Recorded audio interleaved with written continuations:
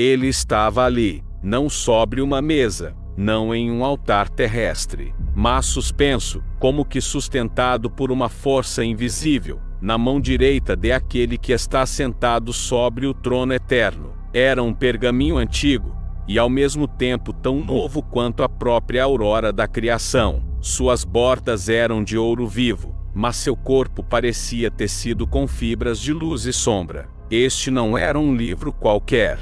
Era o registro final da história de tudo o que existe, a revelação de cada segredo oculto desde antes dos tempos. Era a escritura da herança de toda a criação, o contrato irrevogável que definia quem reinará e quem será lançado fora, o decreto supremo que uniria juízo e redenção num só ato. E o mais terrível, estava selado, não com um único lacre, mas com 7 selos perfeitos, cada um irradiando autoridade e mistério. Então, uma voz poderosa ecoou do trono, atravessando como espada todas as dimensões. Quem é digno de abrir o livro e de romper os seus selos? A pergunta não era uma formalidade, era um chamado de desafio cósmico. Ela atravessou o céu, percorreu cada estrela e desceu pelas profundezas do abismo.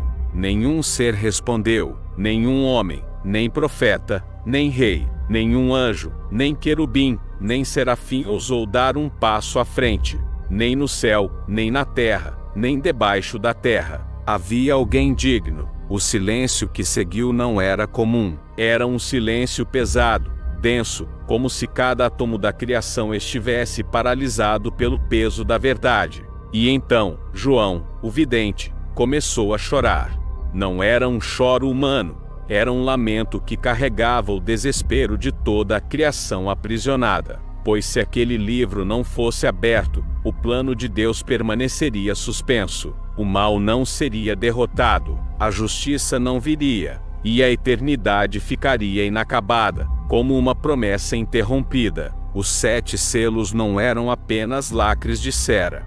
Eram juramentos eternos, estabelecidos pela própria boca de Deus, barreiras que impediam qualquer olhar indigno. Cada selo representava uma dimensão de poder, um nível de autoridade espiritual e de santidade inalcançável para qualquer criatura caída. Romper até mesmo um deles significaria invocar realidades que mudariam o destino do universo. E o livro permanecia imóvel, intocável, mas sua presença enchia o trono com algo indescritível. Era como ouvir um trovão silencioso, um rugido preso no ar, um julgamento pronto para ser liberado, mas contido por um último instante, aguardando aquele que tivesse pleno direito de quebrar o silêncio do céu.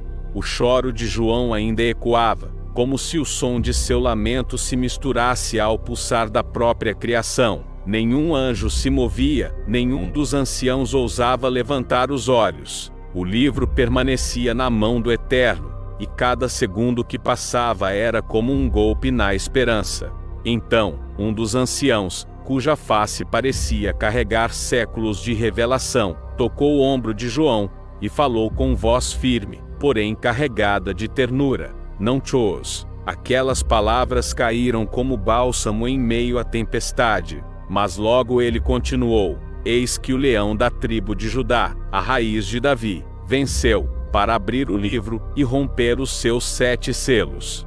O título Leão evocava força invencível, realeza inquestionável, poder absoluto. Mas Raiz falava de algo mais profundo, origem e sustento de toda promessa, aquele de quem tudo procede, e para quem tudo converge. Ele não apenas era descendente de Davi, ele era a raiz que sustentara a própria linhagem real. João ergueu os olhos, esperando ver um leão majestoso, coroado de fogo. Mas no centro do trono, entre os 4 seres viventes e os anciãos, surgiu algo completamente inesperado, um cordeiro, como tendo sido morto. E, no entanto, ele estava de pé. As marcas de sacrifício eram visíveis, feridas abertas que brilhavam como portais de luz. Seus 7 chifres e 7 olhos não eram metáforas frágeis, eles representavam perfeição de poder e plenitude de visão. o Espírito de Deus em toda a sua extensão, enviado a toda a terra. O cordeiro se aproximou. Cada passo que dava parecia estremecer os pilares do céu. Ele não pedia permissão. Ele não implorava. Ele avançava como quem já tinha o direito por conquista, por sangue derramado, por vitória consumada. Quando sua mão tocou o livro, algo indescritível aconteceu. O silêncio que antes era pesado começou a se romper em ondas de glória. Os anciãos se prostraram, cada um segurando uma harpa e taças de ouro cheias de incenso às orações dos santos que, por séculos, haviam clamado pelo cumprimento do plano eterno. Era como se todas as súplicas, todos os lamentos, todos os gemidos da criação convergissem para aquele instante. Então, um cântico novo explodiu, não apenas como melodia, mas como declaração eterna.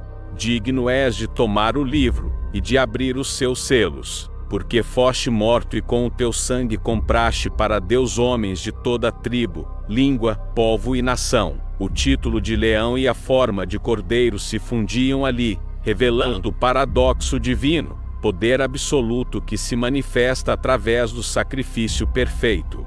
A chave para romper os 7 selos não estava na força bruta, nem no intelecto, nem na santidade dos anjos. Estava no preço pago pelo cordeiro que se deixou imolar. E enquanto ele segurava o livro, os céus inteiros começaram a se mover. As potências espirituais aguardavam o instante em que o primeiro selo seria rompido. O destino do mundo estava prestes a mudar para sempre. Quando o cordeiro segurou o livro, o universo pareceu prender a respiração. Era como se todos os reinos, visíveis e invisíveis, estivessem suspensos sobre um fio de eternidade, aguardando o gesto que mudaria a história para sempre. A luz que emanava dele não era apenas brilho, era a própria essência da vida, refletindo o peso do juízo e a glória da redenção. Um murmúrio começou a crescer, vindo de distâncias sem fim. Não era voz humana nem som terreno. Eram miríades de anjos, aos milhares de milhares, cercando o trono e o cordeiro, proclamando como um trovão contínuo: digno é o cordeiro, que foi morto, de receber poder, riqueza, sabedoria, força, honra, glória e louvor. A criação inteira entrou em sintonia com esse cântico. Os mares responderam com seu rugido, as montanhas vibraram, e até o silêncio do espaço se tornou melodia. Era como se todo o cosmos, desde o menor grão de pó até a maior galáxia, reconhecesse naquele instante o verdadeiro soberano. Mas, entre os cânticos, havia também um peso, porque abrir os selos não significava apenas revelar glória, significava libertar juízo. Cada selo quebrado traria à luz verdades ocultas desde a fundação do mundo, mas também liberaria forças que iriam sacudir a terra, confrontando a humanidade com o resultado de sua própria rebelião. O primeiro selo seria um prenúncio, o último, o clímax da consumação, e entre eles, a história humana sangraria e arderia, até que tudo se curvasse ao Cordeiro. Os 4 seres viventes se moveram ao redor do trono, seus olhos de fogo refletindo o que estava por vir. Era como se guardassem a entrada para cada estágio da revelação, prontos para chamar à existência os eventos que estavam escritos, mas ainda invisíveis. O cordeiro ergueu o livro. O silêncio se intensificou, pesado como ferro e leve como vento, antes de ser rasgado pelo som seco do primeiro selo se partindo. Não era apenas um estalo, era o eco da eternidade, a ruptura de uma barreira que mantinha contida a história final. João, tomado de temor e maravilha, sabia que não havia retorno. Aquele ato não poderia ser desfeito. As rodas da profecia estavam em movimento, e nada poderia pará-las. A cada selo que fosse aberto, a humanidade seria levada a um ponto de não retorno. Não mais haveria espaço para indecisão. Ou se renderiam ao Cordeiro, ou enfrentariam o peso de sua justiça. O livro, selado com perfeição, estava agora nas mãos do único que tinha autoridade para revelá-lo. O destino da criação estava seguro não nas garras de um tirano, mas nas mãos feridas de um Salvador. E esse era o maior mistério. O juiz e o Redentor eram a mesma pessoa. E assim, com o Cordeiro prestes a romper os selos seguintes, João e toda a criação aguardavam, em temor e expectativa, o desenrolar do plano eterno. O tempo da revelação havia chegado.